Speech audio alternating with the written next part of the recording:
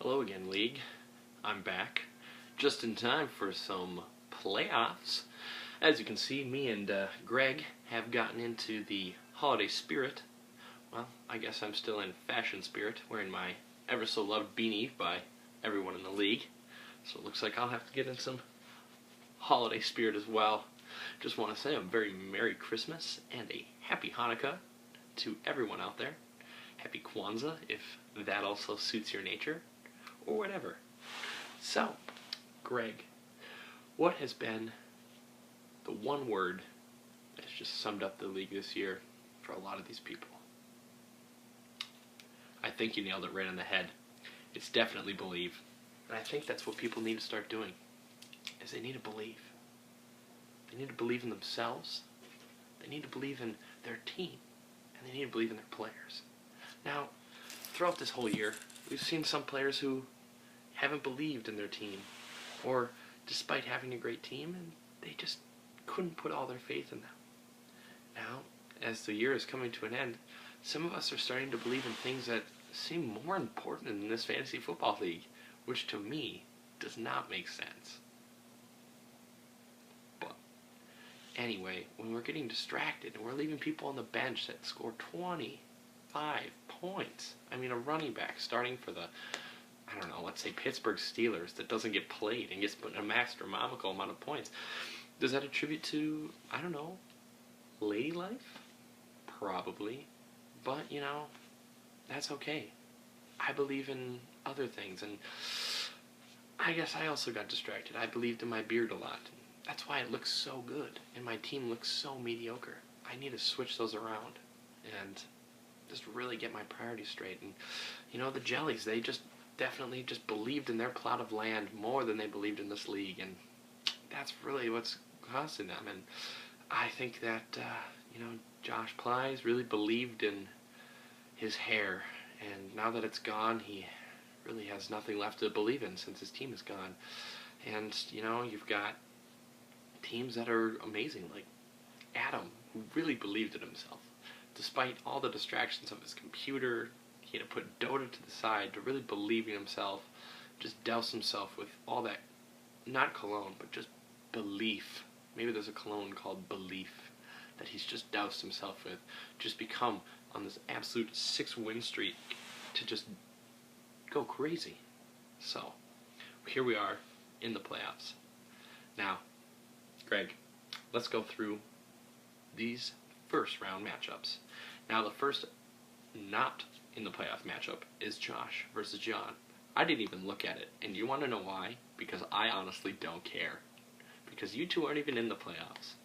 Not mentionable. You two are duking it out for who's the worst. But I think we know who that is. It's the two-win guy. Although you have had some pretty bad luck, so I'll give you some benefit of the doubt. Although it does say something when the league that this is named after, the John Broman Football League, when that person can't make it. So, I don't know. That's just me.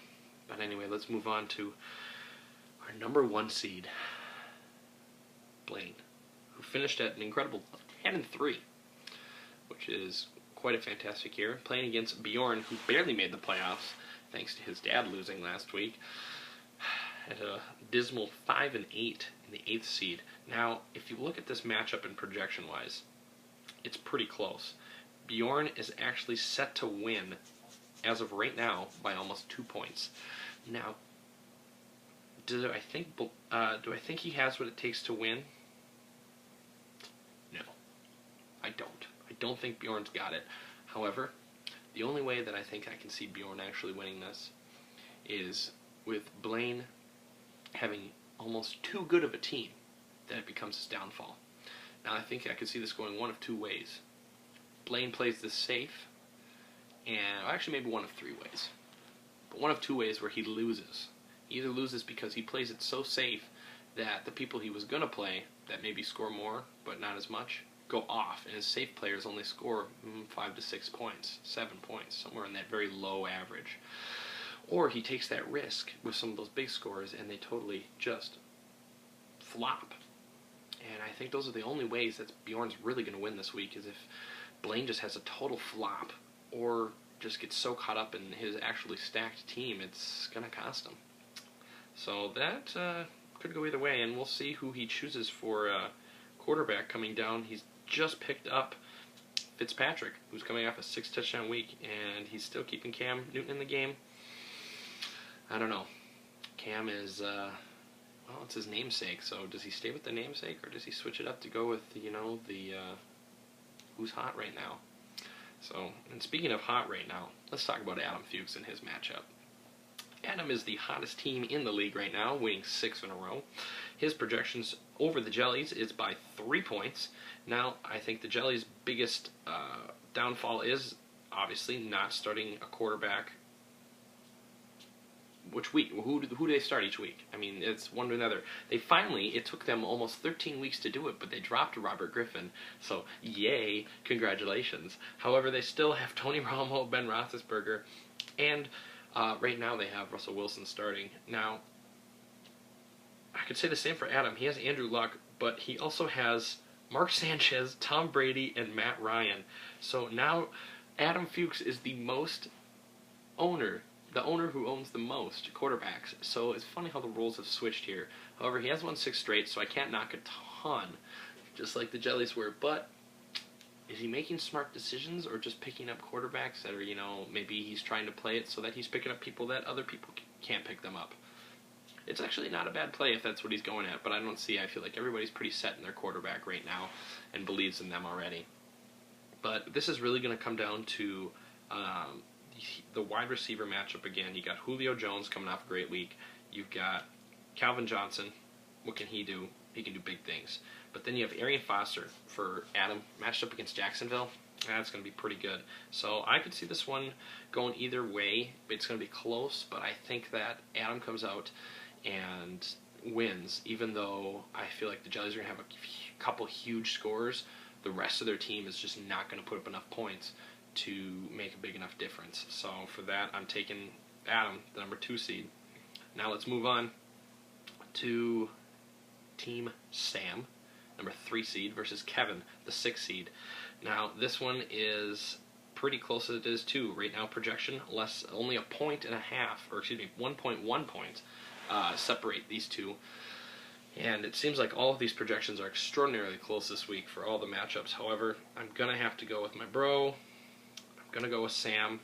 Although I will say that Kevin has had those spurts of just absolute greatness and just pulling out amazing points. Just like last week, he put up a decent amount of points. Granted, it was nowhere near my 149 points from last week and my season high. However, I still think Sam's got the team. I think for Sam, it's really going to come down to Jay Cutler and playing well this Thursday.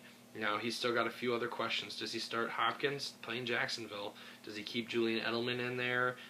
Emmanuel Sanders and Brandon Marshall are still playing well, but I mean, if you bench Brandon Marshall, how much faith do you have really in Jay Cutler?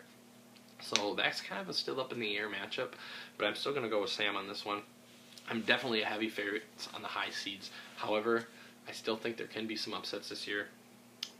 And with that, I'm saying I'm going into the next matchup. We have the number 4 seed, Anders, playing myself, the number 5 seed. Again, now this is the biggest separation in projections off the bat.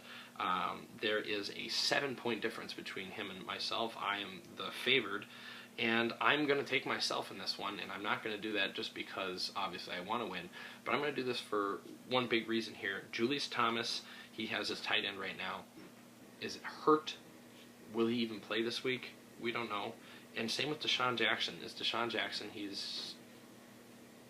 you don't know how that situation is going in Washington.